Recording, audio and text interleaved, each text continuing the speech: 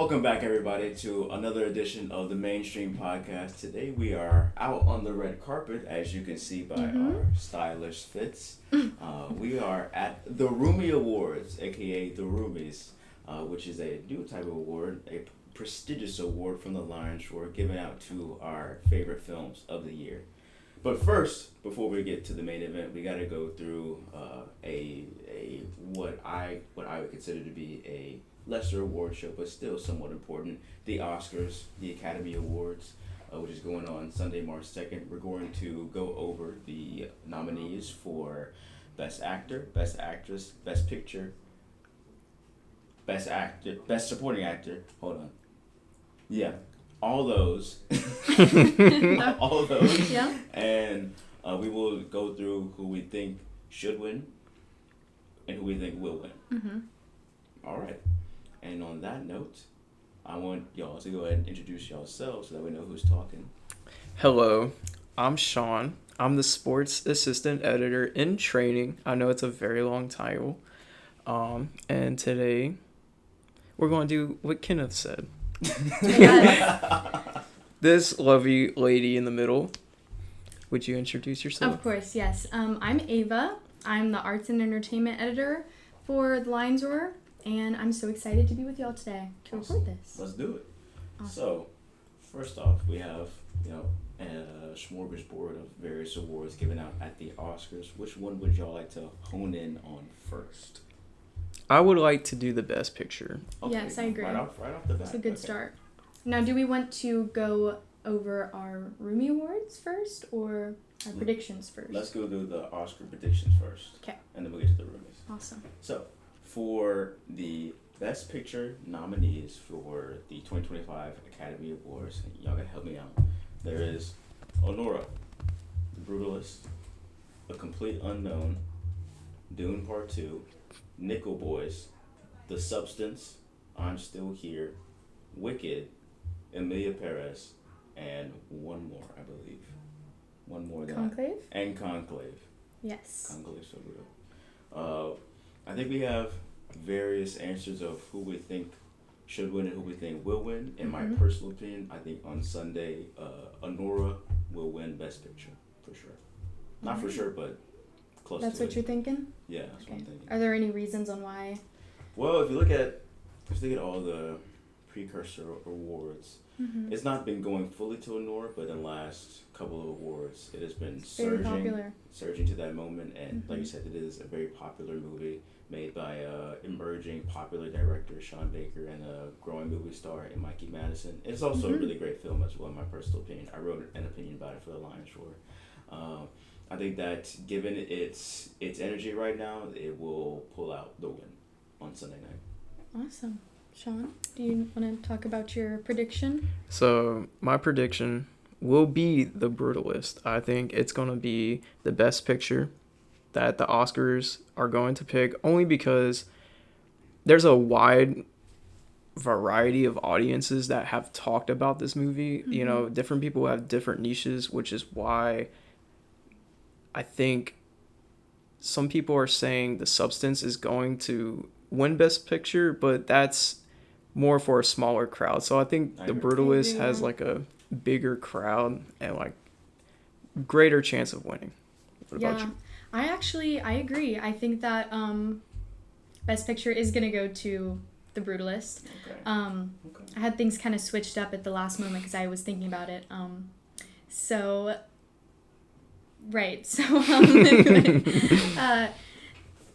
Kenneth, we're against you, But speaking on niches, I had an interesting thing to say about this because I agree with you in saying that the Brutalist fits a lot of different people's likenesses. I think that it's a well-liked movie for a whole bunch of reasons, but Wicked is up for Best Picture, which I did a little bit of digging, and this is the first time since 1968 that two musicals are on for Best Picture, which I thought was crazy.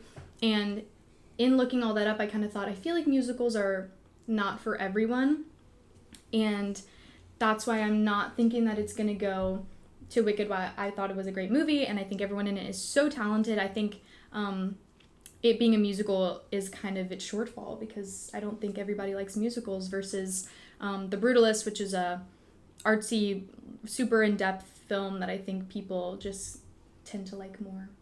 See, with that, I do agree with your point, but I think, in all honesty, Wicked has a better shot than a lot of these other movies because it had such a big fan base, and it's also a Disney movie. So the marketing was really good too. Yeah, and it was just a lot of fans, music fans. I'm blanking on the name. Theater fans. Wicked has been a musical for the last 20 years. Yeah. It's been a highly popular musical for the last 20 years. It's been on Broadway the last 20 years. And of course, all that is based upon the highly popular, highly influential film, The Wizard of Oz, from the early days of film. In any other year, I think that, in my personal opinion, I like the movie, but I think that if it were better made, it would be more of a contender in this race. But as of right now, I don't think it really has any shot of winning. Plus, all of the other contenders, sans Emilia Perez, is much stronger, in my opinion, than Wicked. And that's a good point too, that Wicked is it's not technically a remake because it's a film in and of itself, but it is a product of something that people already knew the story and the songs behind. So I think a lot of the popular following that it got was because people already loved Wicked and the songs from that. I think with the other films that are completely new ideas, those are going to probably get more traction. I agree. Well, so right now y'all are 2-1 against me. So if I should bet some money so I can make twice the numbers. I'm excited to see how it all plays out. I am as well. So I'm down for Nora for my prediction from the Oscars. They are going for The Brutalist. Mm-hmm. Now, do we want to switch over to our personal picks for AKA our Roomie Awards for Best Picture? We should. Yes. All right. So I've got to see almost all of the films except a few of them, and I really loved, out of all of them, especially Nora, The Brutalist, and Nickel Boys. Mm-hmm. Now, Nickel Boys is this more experimental film compared to the rest of them. It's all shot in first-person point of view about two black boys in the 1960s going to Nickel Academy, this really harsh, really abusive juvenile detention center where kids died and such. It's definitely a big departure from everything else, but seeing it in the theater was such a wonderful experience, and I think because of that, and because of everything that it's trying to say, it would be my personal pick. I would give the Roomie Award for Best Picture to Nickel Boys. Wow. A very close race for sure, but I think Nickel Boys edges it out just a little bit. Yeah. I can support that, only because it does talk about realistic matters and a different perspective. Yeah. And it's just it's very artistic because it's all shot in first person. There's been maybe an action movie that released a while ago. I know you're talking about. Yeah. I think of the name of it. And it was all shot in first person. It was one of the first movies to do it. So to take another topic and another plot, especially not being so much of a action film, it's doing pretty good. I think it's a pretty good idea, and I think a lot of people actually enjoyed it watching the movie and someone's point of view. I agree. Awesome. So I actually really wasn't able to nail down my best picture. I saw a handful. I saw The Substance. I saw The Brutalist. The Brutalist is a lot of movie. It's almost 4 hours long. There's an intermission. It's separated into 2 parts. I thought visually it was the most impressive out of all the ones that I saw.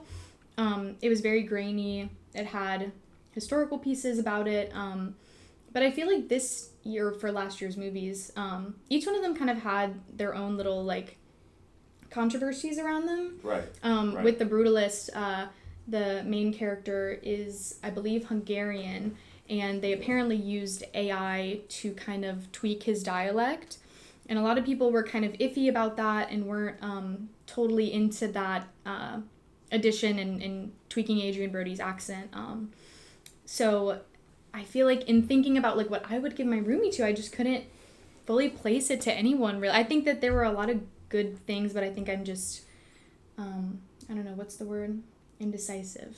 I did not know they used AI. Sorry, but yeah, that is pretty crazy. I did not know they used AI at all in that movie. Yeah, there was a big controversy about that. Like, there was a bit of AI used on Brody's Hungarian accent, and then it gets a little bit confusing. There's a little bit of AI used at the end for some of the drawings that he made like over his life. His character Laszlo. I don't think that like the voice thing is that huge of a deal. But the drawing part, I think, is much more of a serious thing. Yeah, I kind of agree. I felt like the only reason that I would think that the director would say, hey, let's go ahead and use AI it's only for historical accuracy or for accuracy for the character. I think it's different for like visual aspects to the film, because that's a whole other, argument. There is AI in art and stuff. But as far as the accent, it's like not that I'm that affected by it. And in saying that, I don't think that Brody's performance was any less impressive because of that. So I also think like it wasn't enough AI used to interrupt the movie. As long as the movie was written with a good plot and wasn't affected by any AI and kept everything straightforward, I think it's a good use of AI. And I think they used it in a calmly manner. Yeah. So honestly, so long as Emilia Paris doesn't win, I'll be chilling. Yeah, that's another one with some controversy around it, like, and a lot of controversy. Like I think that Bowie was on its way to winning. If not Best Picture, then a whole heap of awards leading up to Best Picture, up until like all of the controversy. Right. All the racist controversy around the lead actress Carlos Sofia Gascon. I think it also used a little bit of AI in its films, and then all the controversy surrounding like the director not actually researching anything about Mexico or Mexican culture, that's which shows in the film. Yeah. Which does show. But yeah, as long as that doesn't win. Yeah. Well, and who's to say that all the films didn't use a little bit of AI? Well, yeah, these are articles that we were able to find from people who actually found that out. I'm sure that, who knows? It's kind of everywhere now. It's probably rampant in the movie industry now. But yeah, those are our takes for the Roomies for Best Picture. I think that the Roomies and the Oscars prediction for Best Actor will be a little bit more heated per se. Okay. So for my pick for the Oscars, who will win Best Actor, I think it is a coin flip between Timothée Chalamet and Adrian Brody. I think they're coin flip. Okay. Clearly far and away two favorites. And I think that as of right now, I think Timothée Chalamet will win. Okay. Okay. What about yours? So me personally, I think it's gonna be Adrian Brody. From, I'm saying his name right. Yeah. Okay. From Brutalist, only because I've saw most of the parts to be very emotional and it connects with a lot of people, even though they're not big on that topic of the old times, just history. It played a lot of emotion and he really reflected that emotion very well, and I think he will get the Best Picture. Not Best Picture, the Best Leading Actor. Okay. Maybe both. Yeah. We'll see. So you're saying that's who you think that Oscar's gonna go to? Yes. Okay. And what about your roomie? My roomie would be Timothée Chalamet. Okay. Only because he's very popular in a lot of movies. And then when you see him in a movie, you most likely know that every teenage girl will probably be there just to see how he does. And he's a heartthrob. Yeah, he's the new, in my opinion, Justin Bieber. I feel like they're the same age. But yeah. I was thinking more like Leonardo DiCaprio. Yeah. Maybe, like rising star. But, oh, yeah. Okay. So for who I think is going to win, I think that's going to go to Adrien Brody. Kind of for the same reasons that you were saying. It's a very emotional, raw film, and I feel like Brody does a good job at acting with his face. People talk about his face and how it kind of looks like caricature-ish. Like, it's just a very, like, expressive face, and I think that goes really, really far in acting, obviously. And honestly, while I think that Timothy does an amazing job in really everything that he's in, I think it's going to be tough him portraying another person. I think that's another thing that people might have some things to tweak more, right? Like, they're going to really dig into his character and say, like, how Bob Dylan is he in this role? And that's even after people have already said that, oh, I don't think it should have been casted to him, and this, and that, versus Brody's character, who was created kind of for him to play. So I would, for my pick, I would give it to Adrien Brody because of that. But I think all the actors did amazing. Yeah. For my pick, I would also give it to Adrien Brody. You know, Timothy is great, but I think the performance that Adrien gives is like truly stunning. Yeah. Like spectacular. It almost made me cry. It did make me cry. There you go. It did make me cry.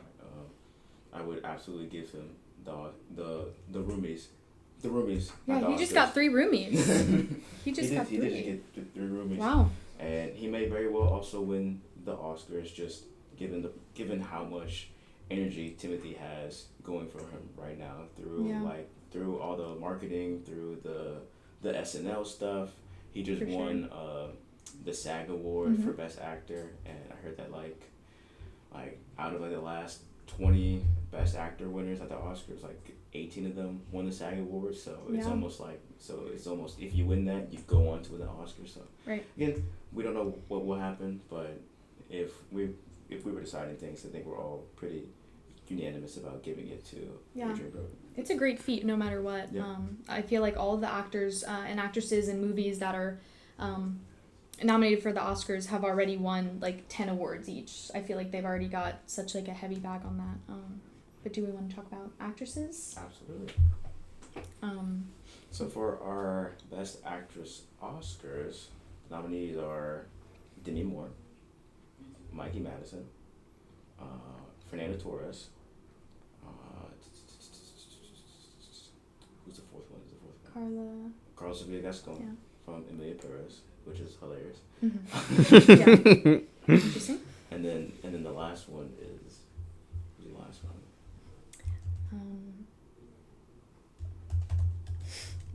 That would be Cynthia Erivo from Wicked. Yes. Yes. There we go. We did our Cynthia, studying. please don't come after me. Yeah, we're so sorry. We know you're watching. I'm just a college student. We're just college students. Yeah, we're not as talented as you. Not at all. You're fantastic. So for my prediction for the Oscar, I predict that Demi Moore from The Substance will win. She's been kind of scooping up almost everything. Mikey Madison has been getting like bits and pieces there. Like she got the BAFTA award a little while ago, but like Demi Moore not only has the energy on her side, but she has like the career narrative on her side. Like she's been doing this for like decades now, and she's never really gotten, and she's been a beloved actress, but not like beloved in terms of like critically acclaimed. And so this is kind of for her like her true shining moment for the first time being seen as a capital A actress. And I think that the people in the Oscars voting, they fall for that, they love that, and I think they are probably going to vote for her for Best Actress, even though I would disagree, but that's okay. We'll get to that in a second. What are y'all's picks from the Oscars, or what are y'all's predictions, I have to say? So my predictions for the Oscars and my Roomie Award are going to the same person. I know. Who would that be? That would be Mikey Madison.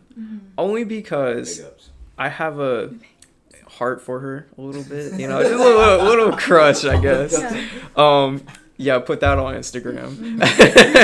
But hey, she might be watching too, so you might as well shoot your shot. Mikey Madison, if you were watching the Manestream Podcast at the Lion Shore at Southeastern Louisiana University in Hammond, Louisiana, yeah, I will. we are shouting you out, and you can come on the show at any time. Anytime. Just let us know. Anytime. Just buy my tuition, and then yeah, well, it's not us on that. Mm-hmm. So my real reason though is that Mikey Madison has been in many films that I've saw her in, and she's just really grown up into the movie industry. She's moving up in the industry as well. She's been in Scream and another movie like Once Upon a Time in Hollywood, all these adult films. So I think that's why she played a huge part in this very adult film as well of Anora. And her emotions in the movie really represented breaking down and crying, like straight up. Which is hard to do. Yeah, like very difficult. yeah, like, and she's not even Adrian Brody, like she could just do this on the spot, you know, like it just really portrayed she like, portrayed I don't know if that was shade to Adrian Brody or shade to Mikey Madison. No, it's not shade to anybody, Mikey, you know. I'm just saying, you know, like they are very good actors, and Mikey Madison portrayed real emotion, especially in the end of Anora. Yes. If you know the scene I'm talking about, she's with a guy who actually really cares about her, and she has a breakdown because she doesn't know how to handle it. Yes. And it portrayed very, very well, in my opinion. It was very emotional, yeah, and very just out there. Keep saying very, but that's true. That's okay. It was a great movie, great acting by her, and she's had a lot of incredible films where she's shown her acting skills in. Yeah, I feel like you had a shot with her for a second there, and then that kind of just died a little bit, but because now she's wondering. You were being honest. Yeah, she's a real good actor. I'm just saying. She's not as experienced, I don't think. So that's fair. Or in my opinion. Adrian Brody is like 30 years her senior. Yeah. So with age comes certain experience, I guess. Anyway, so yeah. Who I think my Oscars prediction is going to be Mikey Madison. I think that, like you said, she's... I would say that not as recognizable in her older films. Like, I didn't even realize that she was in Once Upon a Time in Hollywood until I went back and realized, oh, that's the girl from Anora. Rewatching it. So I think for her to have, like, her own film where she's not just, like, a side character, she's playing, like, the main character, that's a lot of weight on the actress, and she pulled it off, like, really well. Now, with that, I feel like, I don't know how, like, the judging really goes with the Oscars, but I do see them choosing a younger actress versus an older one. I wrote down that my pick for actress, my roomie, would go to Demi Moore. After watching her Golden Globe speech, after The Substance, it kind of clicked a bunch of things for me. The Substance was an absolutely insane film, and I would give a warning before anyone watches it on how absolutely insane. Viewer discretion is advised. Yes, discretion very is much advised. I do not do very well with blood, and there's a whole lot of it. But I still came out loving the film, and that says a lot because I had to turn away for so many of the scenes. And from what I did see, I was so impressed, and I felt like it spoke a lot to not just Demi Moore's own experience, but older actresses in Hollywood in general. It had this amazing, like, you kind of grow up and then you're kicked out. You're not seen as desirable anymore. And Demi Moore kind of talked about that in her speech, how she was labeled as a popcorn actress. She's here every now and then, and it's only because she's on the hip of a handsome guy. And so after hearing that, and her still being able to be at the age that she is and do all of these amazing things, I think that it would be well deserved to go to her. But I think it's going to go to Mikey, who also did an amazing job. Yeah. So for my personal prediction, for my personal pick for the Roomies, I would go with Mikey Madison. And it really is. It really. I mean, congrats to all the other nominees, but I think it really is a dual race between Demi Moore and Mikey Madison.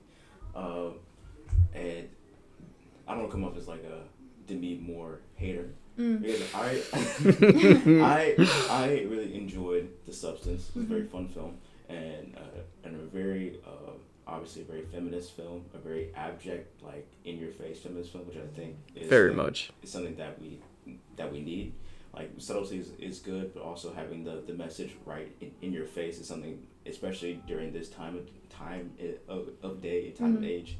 I think having that very blatant message is very good. I think she and the director Khloe Farjah and Margaret Qualley pulled it off very well, along with of course all the insane makeup.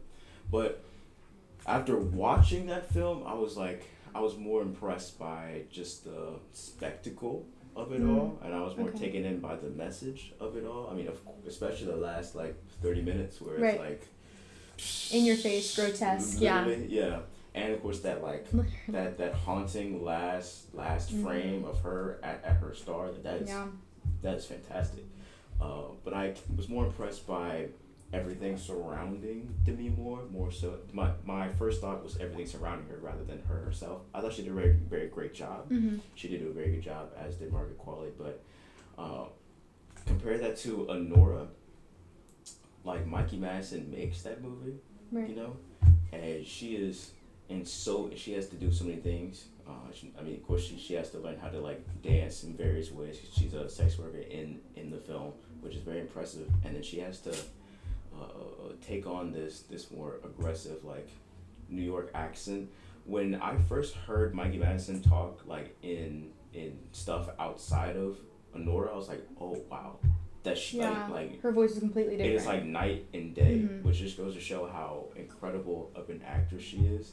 And I think everyone in that movie does a really great job, but especially when we get towards that final third, Mikey Madison really kicks it up to a whole nother level. Like she left me speechless by the end of the film, especially in that last in that last scene, like you're talking about, Sean. Just the arc of emotions that she goes through in those few minutes sitting with Yuri Borisov, who was also nominated at the Oscars. It was like it literally left me feeling goosebumps and speechless. Wow. Like I felt my chest cave in, and wow, this is crazy. Dang. Did you have to go to the hospital after all of this? Because that's wow. Yeah, like it literally like, and if you at the end of the movie, it's complete silence after being filled with all this pop music, like for the entire film. It's complete silence. That is cool. And you leave that movie in that silence and in that feeling that Mikey Madison leaves you with. And I think she deserves. I think she absolutely like overwhelmingly deserves the Oscar for that performance. Now, like I said, I don't think she will get it just because of all the narratives and all the precursor awards. But and I do appreciate you like saying like why you think Demi Moore should get it. I just think that overall Mikey Madison gave the more compelling performance. I get that.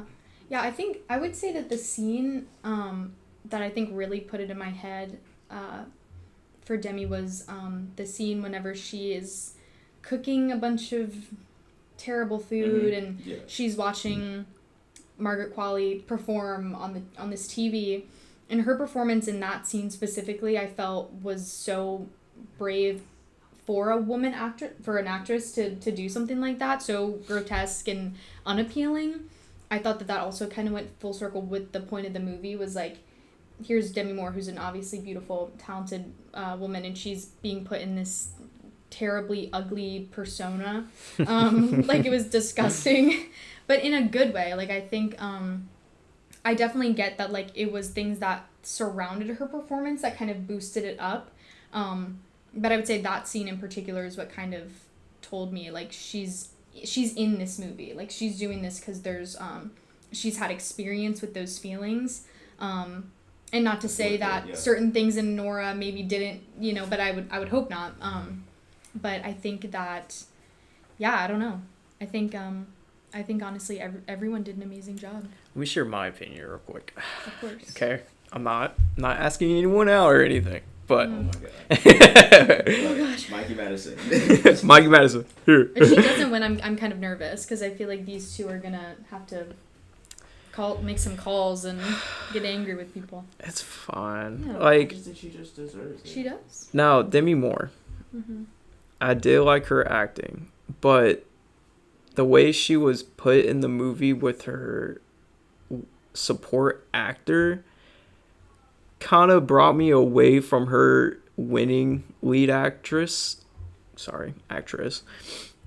Because the girl who plays Sue, Margaret Qualley, just really carried the movie. I felt like she really carried the movie of playing another form of herself and capturing what Demi Moore's character was mad at, is that Demi Moore's character is Elizabeth Sparks, and she's just mad that Sue had, all of the things that she didn't have anymore. But I do think she is worth to be mentioned because she has some very serious roles in the movie, and it portrayed a lot of emotion. But I'm really surprised that Margaret Qualley is not on the list of supporting actors. We're not going to get into that, but I just think, they should both be up there, because without them two, this movie would have been not good. I have a question for you. Yeah. Are you saying, like, you think that maybe because their roles were so kind of dependent on each other, that you think maybe, like, if they were both up for supporting actress? Yeah. Only because I know one shouldn't get more shine than the other. Yeah. And I mean, that's kind of funny because that's the plot I would of the say movie. I'd agree too. I think, like, in a perfect scenario, Margaret Qualley would also have been nominated for supporting.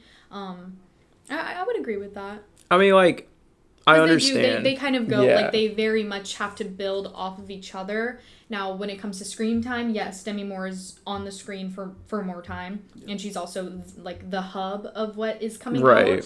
So it's, like, I do think that, Margaret Qualley should have probably been recognized. But at the same time, I don't think that takes away from anything that Demi, like, put on her performance. See, me personally. Yeah, no. I felt that way. Only because I get it. Sue was in more of the... I'm saying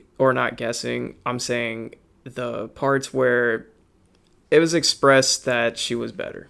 She was the better version of herself, and she had to portray her being not so kind to Demi Moore. Mm-hmm.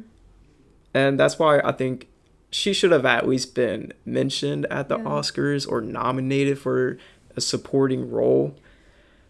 But I understand Demi Moore getting why people think she should get the best actress as well, because she did very well in that film. Oh, and the makeup scene. That was another one. When the makeup scene, yes. Her lipstick off and was I mean, like, I think those things, like, those just set her way apart. And I'm sure if she does win, that the first or second person that she mentions is going to be Margaret Qualley, or I would hope so, and I'm sure that she'll be there supporting her. But yeah, I do agree that she should have probably been up there with her. Yeah. So yeah. For sure. So those are our predictions for the Oscars for the top three, like, most accessible and most mainstream categories. And for our prediction and for our picks for the Roomies, for those categories, we did end up agreeing a good bit. We also ended up clashing a good bit, which I really enjoyed. I enjoyed hearing y'all's opinion on these films. Too. Very astute. I think overall the slate for this go round of the Oscars is overall very good, with a lot of, I think, close to classy films at the top. Yeah. So no matter who wins, like I said, as long as it's not Emilia Perez, and to a lesser extent Wicked, I think it'll be overall a good winner. Yeah. And we honestly didn't even mention Conclave, which I'll just like say really quick. That was one that that had kind of a people thought it was boring. Respectable. Which is, you know, it's a really good film. It is. Yeah, it's a really good film. It's really good, and that's why it's nominated. I thought that it was really good. So I was just doing a really quick Ray Fiennes shout out because he's amazing in everything that he does, and that would have probably been my runner up. In fact, that is my runner up for my Roomies would be him. I wouldn't say that he would get the Oscar, just based on other people's like judgments. But the Roomies are more important anyway. So, yeah. Conclave, very good, very like tightly shot, Mm-hmm. very tightly well made movie that I really enjoyed. It was like if you look past all the procedural serious Pope stuff, it's this very fun like sassy drama film. For sure, yeah. Which it was a blast to watch. Mm-hmm. It was probably out of all the 10 films, probably my 4th favorite. Okay. Of the year. Wow. Yeah. But there's definitely like between the rest of them, there's like a separate tier. There's like a half and half, I think. There is, yeah. Mm-hmm. Like it goes like Honora, Nickel Boys, Brutalist, and then there's like a tier, and then the top of the next tier Perez, would be Conclave, yeah. Mm-hmm. Amelia Perez is Yeah. Down. Yeah, I haven't honestly heard anyone say that many good things about that movie. Which is crazy because like it got 13 Oscar nominations. Right, which were like it's interesting that like where are those coming from? Like what people like it's just interesting that people in the Academy are giving it such a high prestige, but I'm really looking forward to tuning in on Sunday and watching the real Oscars, and we can see how accurate we predicted things. Before we depart, what was y'all's favorite films of this year or of 2024? Just favorite films or the ones that are nominated? Let's do both of the ones that are nominated and the ones from last year, just in general. Could be the same one.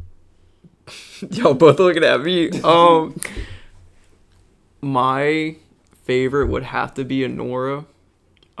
It wasn't just the movie, it was just the time I saw it. I saw it with a friend and we went to New Orleans, and like the movie theater was have no clue what the name was, but it was like what I would call a back alley movie theater.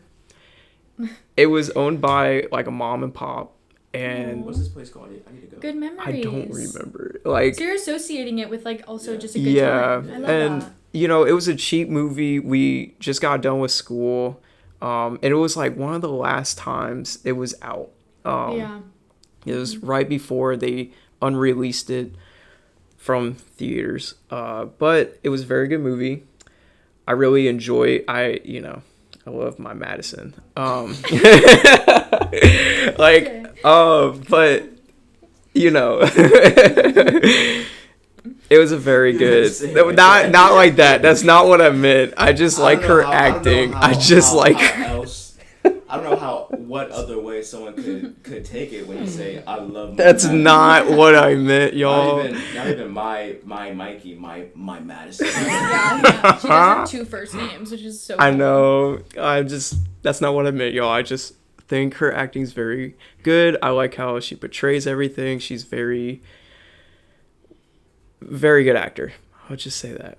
She is so good. Honora is my top one. So. What about, were there any movies you saw that weren't nominated that were your favorite? Okay. I've definitely seen a lot, and I can't for sure say which ones, but I do, since I just watched The Substance last night, I do want to admit it was a good movie. And Well, yeah. I wanted to hate on it. Don't come at me. But I did want to hate on it only because it reminded me of an older movie called Tusk.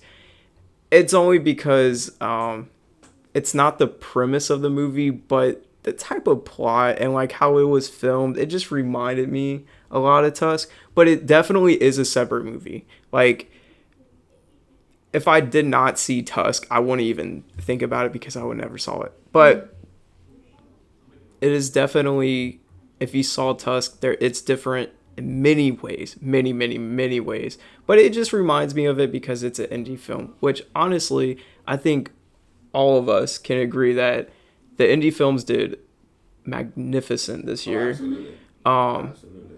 And we're fans of indie films, The definitely. fact that The Brutalist was an indie film was insane to me. Like, Yeah. that was, Like, wow. you go watch that movie and see the scale of it, and then you find out it was made for like $9 million. Oh my gosh, yeah. That's insane. Which honestly is probably why they used AI. They used it as a tool, rather than like entertainment, which I respect for whoever did that. But yeah, my top one movie is Anora. Okay. So I would give, as far as the ones that are nominated, I would give Anora or The Brutalist kind of a tied, because they're both so different, and it's just, I'm too indecisive to make decisions. But those would probably be my favorite out of the ones nominated.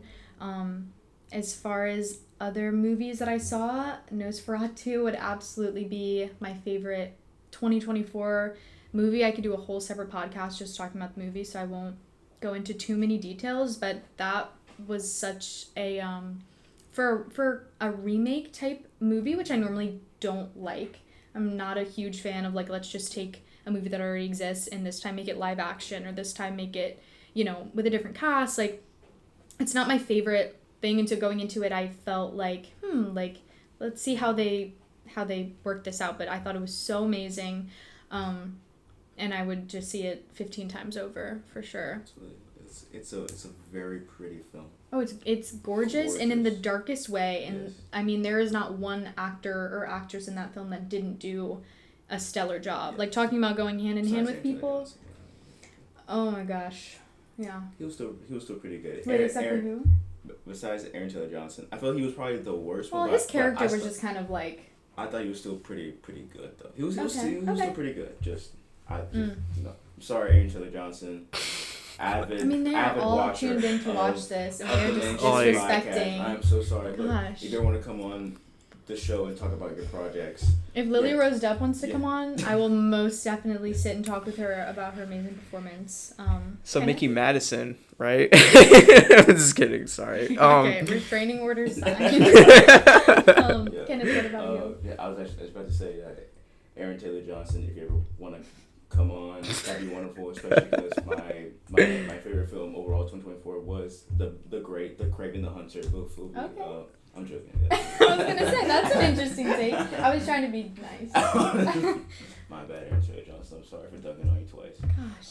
Out of the lineup, it really is a 3-horse race for me in terms of Nickel Boys, Brutalist, and Anora. I thought far and away those were probably the best films of the year, just overall. Just very wonderfully made films that just make you feel all the feels, and I love getting to experience that in film.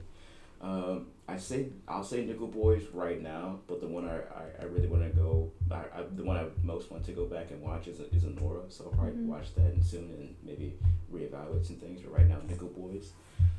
Just from in general, probably Nosferatu, but to be different, I didn't watch like so many like new films last year, but I just watched a lot of just older films. I agree. In general. Yeah. And out of the ones that I saw, I'll say like a relatively recent one that I don't think got enough the love that it should have gotten, but Babylon from 2022 from Damien Chazelle. It has Brad Pitt, Margot Robbie, and oh yeah, I know what you're talking about. And the actual main character, but he isn't he isn't marketed as the main character because he's not as famous as Margot Robbie and Brad Pitt, which is kind of messed up. But the film's like 3 hours long, and it's basically like a movie about loving movies and a movie about making movies in the 1920s and how that kind of stretches into today. It's a real messy and silly film. It's not perfect, but I think it's way overly hated, and I think underneath all of its flaws, it's a very brilliant and very wonderfully made and great film that I think deserves a bit more love from the masses. Oh, I love the shout out to the older movie. I think we have a good movie discussion thing going. We might just have to start doing a monthly movie check-in. This has been very fun. We could do like a review of a movie too. Oh, absolutely. Yeah. Like, you know. Go see a movie. Yeah. People can send in movie requests. Yeah. We can, Oh my goodness, yes. Let's do it. Let's do the whole thing. Yeah. Thank y'all so much for joining me on this podcast. Of course. For hopping on. This has been a very fun time. This is probably the most fun I've had on a podcast. Like I mean, especially because Sean just kept on glazing. Yeah, I've never Mikey laughed Madison. so much Look, in a podcast. I just like her acting, okay? Literally the first thing you said about you her were was like, that my I have a heart. crush. You were like, my heart goes out to her. I'm blushing. If you're watching this, we need to put this on YouTube, you know, add her, you know, and just get her attention. Yeah, we need to like cut him off. Like, Aaron, cut it right now. Yes. Thank you to Ava. Thank you to Sean. Thank you, Kenneth. Thank you. Of course. To our podcast editor, Aaron, and to Ian for all of their help for putting this all together. Thank you to everyone at the Lions Roar for creating this wonderful new revamped podcast Yes, we have room. a new background. Shout out to our social media content manager Rosalind, and to our staff videographer Eddie for making all this happen along with everybody else. This is a new day for the Manestream Podcast. Expect more like this and more beyond this to come out. Make sure to tune in to all of our future podcasts. And thank y'all for listening. Thank y'all for watching. Thank you. Do you have anything more that you'd like to add? Do you want to? No, I don't have to. Yeah, we both Kenneth took a said breath. everything in my brain. We could do like maybe 10-minute little things about movies or like TV shows as well. We do love TV shows. I do watch a lot of more TV shows than movies, but I love movies as well. And do like little snippets of entertainment, you know. We were just talking yesterday in the office about all kinds of TV shows that we were watching. Yeah. We're like, this is perfect practice for the podcast tomorrow. Yes. I think talking about movies and arts and culture comes naturally to people, and it's like just fun to sometimes disagree, sometimes agree. It's just fun to talk to people. It's just very fun. I just love talking. Yeah. I love talking too. I just love yapping. That's the main thing. I love talking. Yep. And I hope that y'all enjoy listening to us talking, and I hope that y'all tune in for the next one. This is Kenneth Woods, the editor-in-chief of the Lions Roar, signing off from the Manestream Podcast. Y'all have a great day and take care.